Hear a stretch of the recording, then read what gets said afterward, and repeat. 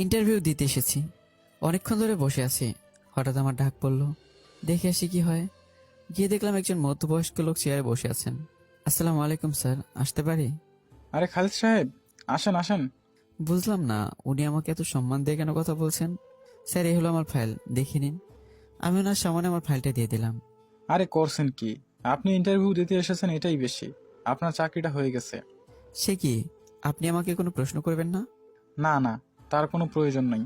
আপনি কাল থেকে। অফিসারকে বলতে না দিয়ে আমি বললাম, থাক, প্রয়োজন নেই, করবো না আমি এই চাকরি, আসি, আসসালামু আলাইকুম বলে আমি ফাইলটা হাতে নিয়ে চলে আসতে লাগলাম। আরে আরে দাঁড়ান। অফিসার পিছন থেকে ডাকছে, কিন্তু আমি কোনো সাড়া না দিয়ে বাইরে বেরিয়ে এলাম। এসব চাকরি করব না, এখন থেকে রাস্তাঘাটে ঘোরাফেরা করব। যদি বাইরে কোনো একটা চাকরি পাই তাহলেই হবে। এসব ভেবে রাস্তার মধ্যে দিয়ে হাঁটছিলাম। হঠাৎ খেয়াল করলাম আমার পিছনে একটা গাড়ি অনেকক্ষণ ধরে হর্ন দিচ্ছে। এতক্ষণে ভাবনা জগতে ডুবেছিলাম, তাই বুঝতে পারিনি। বোঝা মাত্রই সাইডে চলে গেলাম, আর গাড়িটাও চলে গেল। আমি ভাবছি, এখন এই ব্যস্ত শহরে কোথায় যাব? আমি জানি এখন আমি যেখানে চাকরির জন্য যাই না কেন, কোনো স্থানে আমি নিজের যোগ্যতা দিয়ে চাকরিটা করতে পারবো না। এসব ভাবতে ভাবতে আমি রেলওয়ে স্টেশনে চলে এলাম। যাদের কোনো ঠিকানা নেই তারা এই স্টেশনে শুয়ে থাকে। আজ থেকে না হয় আমি এদের মাঝে একজন। যেইভাবে সেই কাজ। আমি আমার ব্যাগটা পাশে রেখে শুয়ে পড়লাম। এখানে ব্যাগ রাখাটাও কোনো নিরাপদ নয়, তাই শুয়ে না থেকে উঠে বসে পড়লাম। ভাবছি কুলির কাজ করব। এভাবে অনেকক্ষণ বসে থাকার পর রাত্রি নেমে এলো। পকেটে তেমন কোনো টাকাও নেই যে এই মুহূর্তে কোনো কিছু কিনে খাবো। পকেটে একটা ছোট্ট ফোন আছে। হঠাৎ পিছু থেকে কে আমার কাঁধে হাত দিল।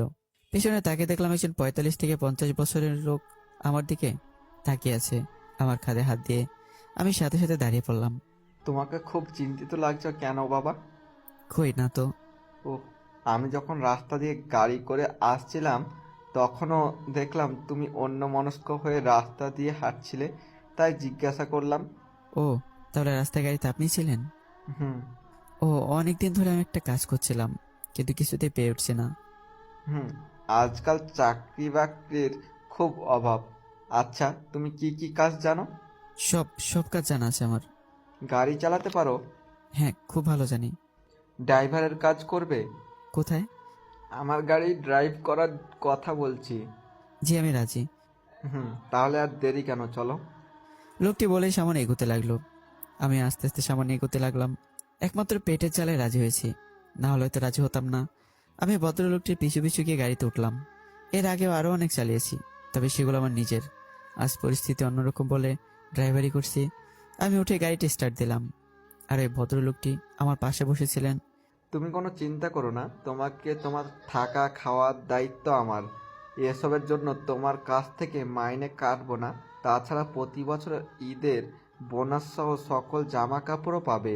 তবে তোমাকে আমার সাথে একটা চুক্তি করতে হবে। জি, সমস্যা নেই, বলেন কি চুক্তি?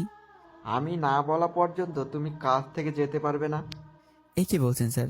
আপনি আমাকে থাকা খাওয়ার ব্যবস্থা করে দিয়েছেন, আর আমি আপনাকে খুশি না করে চলে যাব? এ কি করে হয় বলেন? হুম। আমি তোমার কাছ থেকে এটাই আশা করি। আর আমাকে স্যার স্যার করো না তো। আমার নাম আশরাফ, তুমি আমাকে আঙ্কেল বলে ডাকতে পারো। ঠিক আছে স্যার, মানে আঙ্কেল। হুম, এবার থামো, আমরা এসে পড়েছি। এতক্ষণ উনি আমাকে ইশারায় রাস্তা দেখিয়ে দিচ্ছিলেন। আমরা দুজনে গাড়ি থেকে নামলাম। নামার পর, এসো ভেতরে এসো, সেখানে তোমার ঘরটা দেখিয়ে দিচ্ছি। হ্যাঁ, তারপর আমি আমার ব্যাগ নিয়ে ভেতরে যাচ্ছিলাম। বাড়ি থেকে বাড়িটিকে রাজপ্রাসাদ বলে মনে হচ্ছে, অনেক বড় এবং সুন্দর। চারদিকে দেখতে দেখতে আমি বাড়ির ভিতরে প্রবেশ করলাম। বাইরে থেকে ঘরটাকে দেখে যেমন ভেবেছিলাম, এসে দেখলাম তার থেকেও সুন্দর। কিন্তু তেমন অবাক হইনি, কারণ এর আগেও আরো এমন অনেক ঘরেই থেকেছি আমি। এটাই হলো আমাদের বাড়ি। বাড়িতে তেমন কেউ থাকে না, কাজের লোকেরা এখন নিজেদের বাড়ি চলে গেছে। এখন শুধু আমি আর আমার দুই কন্যাই আছি এই বাড়িতে। আর ম্যাডাম? উনি রোহিতাকে জন্ম দেওয়ার পরই পৃথিবী থেকে বিদায় নিয়ে নেন। আঙ্কেল একটা দীর্ঘ শ্বাস নিয়ে ফেলে। ও সরি, কিন্তু রোহিতা? তোমাকে তো বলাই হয়নি, আমার ছোট মেয়ের নাম রোহিতা আর বড় মেয়ের নাম ঈশিতা। হঠাৎ একটা 7 থেকে 8 বছর বয়সী মেয়ে এসে আঙ্কেলকে বলল, বাবা, তুমি এতক্ষণ কোথায় ছিলে? জানো, একা একা আমার একদম ভালো লাগছিল না।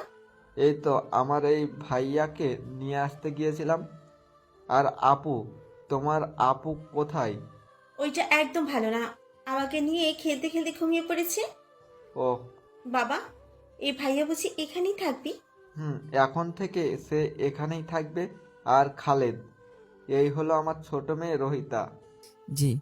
মা রোহিতা, যাও ভাইয়াকে ঘরটা দেখিয়ে নিয়ে এসো, খেতে হবে তো। আচ্ছা বাবা, চলো ভাইয়া। চলো।